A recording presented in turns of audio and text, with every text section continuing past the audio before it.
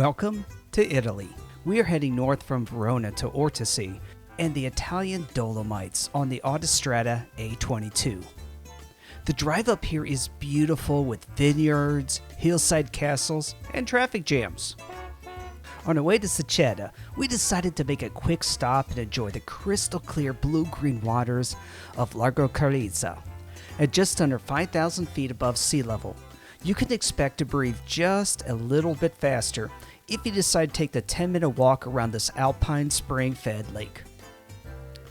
Photography was also difficult up here due to the amount of glare that was in the sky. Even with a polarizer, it took effort in Lightroom to recover details in the clouds. Just so you know, the roads in this area are narrow and winding, so take your time and be careful. You may also feel like that you've left Italy and that you're driving the mountain valleys of Switzerland. Just be careful about your speed and keep an eye out for these orange speed cameras. Google Maps will warn you before you get to them if you have your directions turned on. Italian drivers tend to go fast, so use any pull-offs to let them go by so you can enjoy the scenery without blocking traffic. This is Ortisei, our home for the next 2 nights. The tall peak in the background is Seceda. Ortisei is a beautiful alpine village with many pedestrian-only zones. I decided to try a local dish of Tyrolean truffles and apple strudel with cream sauce.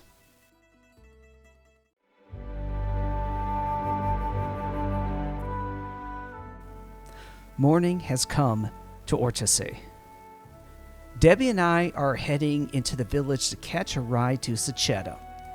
Fortunately, getting up to the top is not that hard.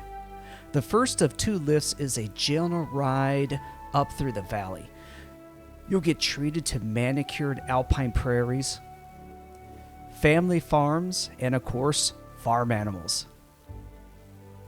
The second lift is a bit more dramatic as you gain elevation to the top and the amazing views.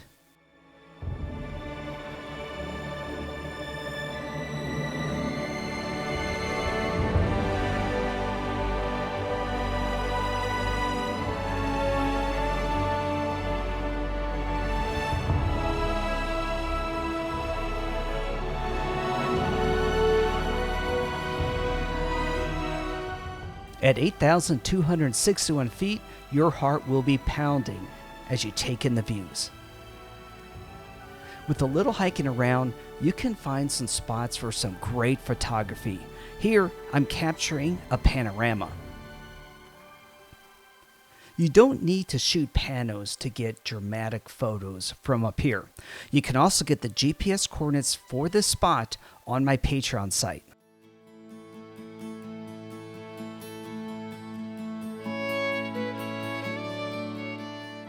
So beyond a doubt, this has got to be one of the most beautiful places I have ever seen. Just wish I could have got up here at sunrise. Unfortunately, that's not going to happen on this trip. I also recommend hiking shoes, which I didn't have on this hike. Hiking along the trail will continue to give you epic views of the surrounding peaks and valleys. Here I'm taking advantage of the edge of the cliffs to create a leading line to give the viewer a visual path to take through in this photo.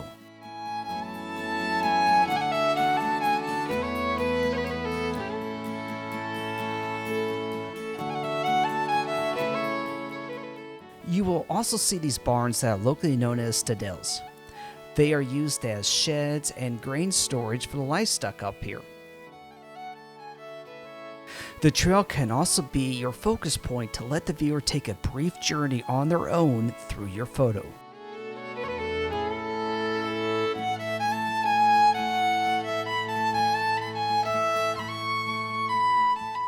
We've been up here for a while and we're getting hungry.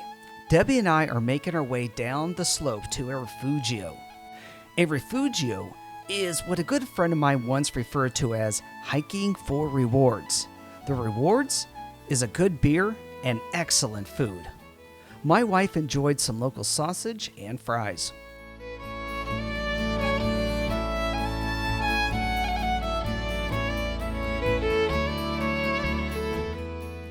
We took some time to relax and take in the views. My subscribers may remember this photo that I posted on the community page when I was up here enjoying the moment.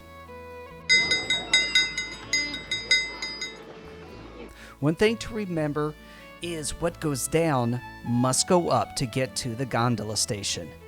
So stop every once in a while and rest and enjoy the moment. There are also several more refugios along the way. You may even make a few friends. The best advice I can give you if you're planning on coming up here is to check the weather and be in shape. At this altitude, you're going to need to take your time, but with scenery like this, that should not be a problem. Next week, this tour of Italy continues in Verona. For now, I'm taking a break.